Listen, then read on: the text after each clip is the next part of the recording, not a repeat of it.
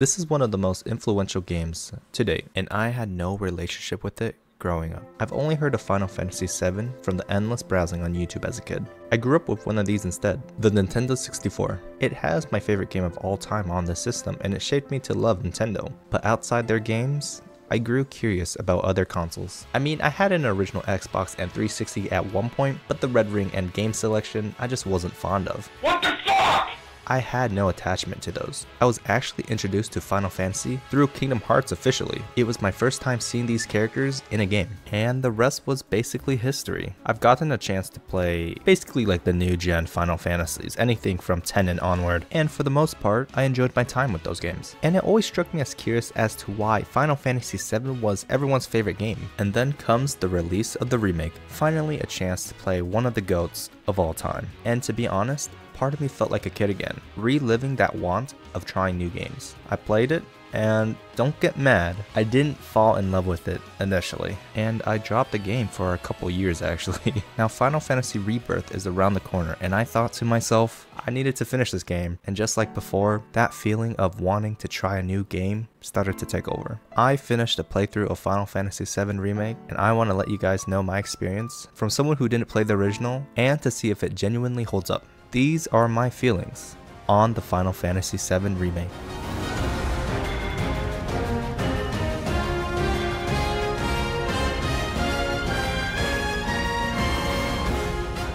Hey, my name is Billy and welcome to my Final Fantasy VII Remake thoughts in preparation for Final Fantasy Rebirth, where I'll be telling you my ups and downs with this game. Now these are just my opinions, please don't get it twisted or take it the wrong way, and if it isn't the same as yours, feel free to drop a comment down below. This video should be coming out on the date of Rebirth, and so I hope everyone is enjoying it, but what better way to reflect back on the first part of Final Fantasy VII. Now hit that subscribe button if you want to stay a little while longer, and lastly, just remember I appreciate you for clicking on this video. Although I've been a Nintendo fanboy my entire life, and my first exposure was through Kingdom Hearts. If I didn't play Final Fantasy 15, my first Final Fantasy game ever, I probably wouldn't have taken interest in the series. And even though I dropped this game initially, picking it back up, compared to the first time playing, I felt some sort of magic. The themes of life and environmentalism resonate quite deep within me. Yo, pause. They resonate quite a lot with me. And as I started to play more and more of the game, the story develops from being a simple mercenary trying to earn some extra cash to a story about learning about the characters of the slums and to try to save the planet from the Shinra company, who is stealing the life force of the planet.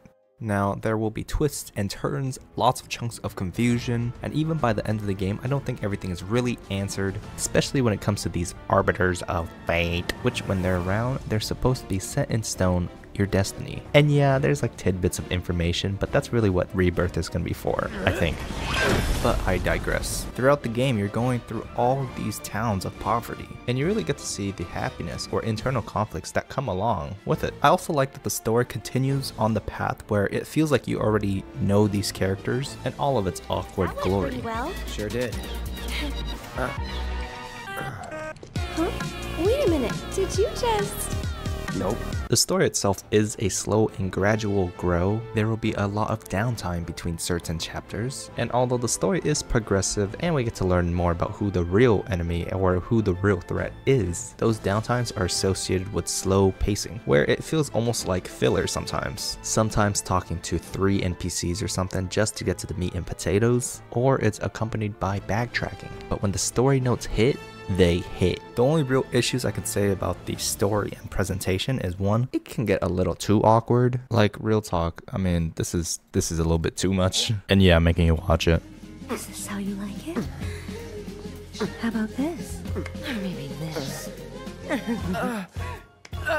Hopefully you weren't on full volume, Lamau. But I think that is the charm of this game. That was something I initially didn't like, and now diving back into it, I can't help but smile a little bit every time there's a character on screen doing something wacky. At the end of the day, that story is quite seriously toned with funny moments, and I think that helps break the monotony up. The only thing I really didn't like was how Sephiroth was introduced. He comes in waves, and like I get that Cloud has some sort of trauma, but he keeps getting these flashbacks of him, and if Sephiroth really wanted wanted, he can just come back at any time and give your boy Cloud 9th degree PTSD. And I get it, Remake really is just 1/4 or even 1/3 of the actual story. But I'm not gonna lie, Sephiroth feels a little cheesy, but for the wrong reasons. I don't know if it was just me, but the way he was presented, the story bits just didn't really add up to make him feel as villainous as he should have been. But I guess I could also argue that that's also the point. That's why part 2 is coming out, and that's where I assume we'll dive more into Sephiroth's backstory and Cloud's as well. And luckily I did enjoy Shinra's presence. Most of them boys are just a bunch of goons, except the president, F that guy.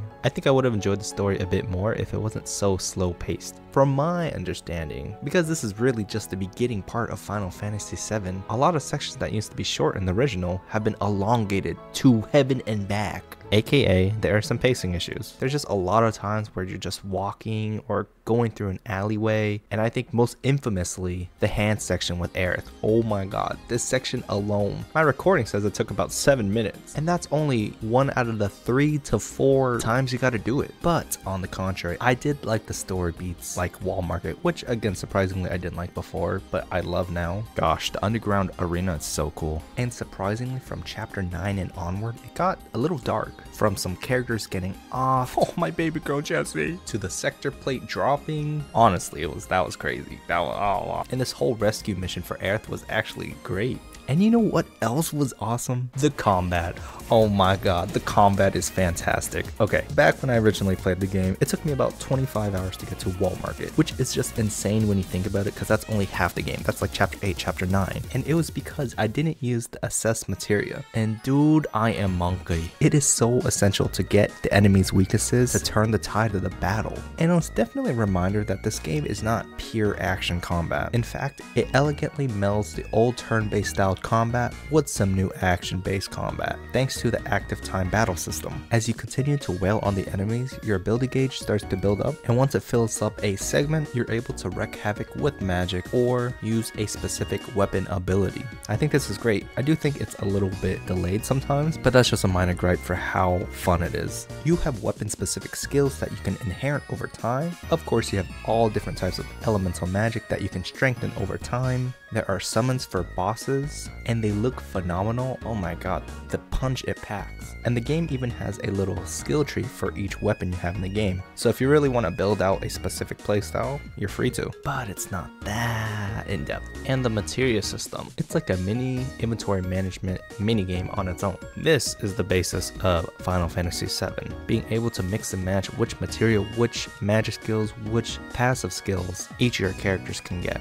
essentially building them to a specific role or however you really want. Some weapons give you more materia slots, some don't. Some allow you to unlock more materia slots, some don't. It's great because you really need to think about what you're bringing into battle, and it just elevates that strategic integrity. The only real quirk is that it's a little limited and the combat is a little clunky, especially when it comes to like aerial combat and extending combos. It's a little weird, and to the extent when it starts affecting boss fights a little bit for me. I mean, it's a get good moment, I know, but this boss especially sucked when you had to play as Aerith and Barreth. It's just a mix of slow pain and tedium. I was playing the PS4 version for about a third of the game, and then I swapped to the PS5, which has a higher frame rate, which I think benefits the game a lot, but there's still a little bit of clunk, you know? It's not that this game needs to have high octane dodging and action all the time. There's a lot of spectacle within these battles, especially the integrated cutscenes within them. Nonetheless, fantastic battle system. I love the fact that you can switch characters on the fly. I mean, real talk, Tifa's basically a fighting game. Cloud's your standard action-based combat. Aerith is a mage, and Barrett shoot gun burr defense. And although you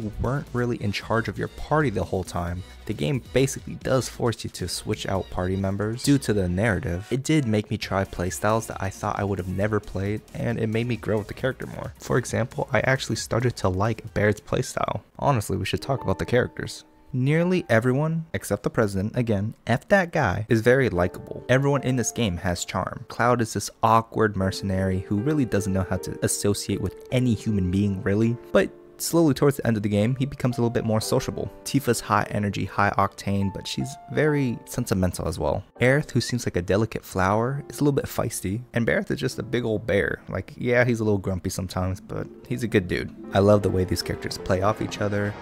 This sucks! I want to go back! I love the avalanche group you meet in the beginning, and the rest of the characters are just goons. I don't know. I don't know if this was how it was in the original, but some of these moments are just weird. There's a minigame for Cloud beating people in squats. There's a minigame for freaking Cloud learning how to do the BTS dance. Oh my god, like what is happening? And I can't believe I didn't like these moments when I originally played. Honestly, it's moments like these that make Final Fantasy VII Final Fantasy VII. Now, is it going to be my favorite cast? I'm going to say no. I know that might hurt a lot of people or make people mad, but the only reason I'm really saying that is because I haven't spent enough time with these guys. And again, that's why I'm really excited for the second game. I'm gonna miss Midgard a little bit because I do wish that we were able to explore a bit of the other sections. I didn't play the DLC with Yuffie, but just the base game, I was really hoping that it gets explored most of Midgard itself, but after the end of the game, once this whole god existential thing kind of happened with Sephiroth, I am also a little bit happy that we're moving away from the slums and getting to see a little bit more outside and to see the overall Final Fantasy VII universe. Now, I don't dislike the slums per se. Sector 7 is a standout, but everywhere else just feels a little bit generic for me.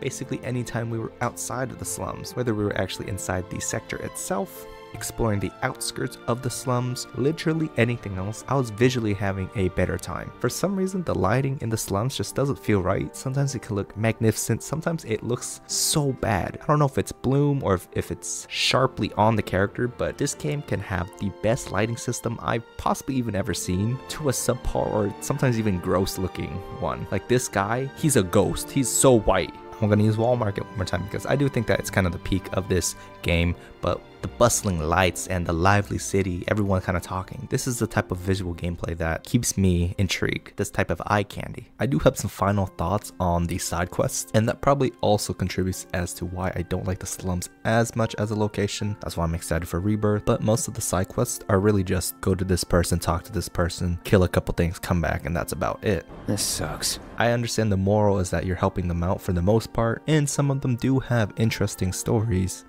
Am I in the minority for not really liking these as much? Like, look at this list of point A to point B stuff.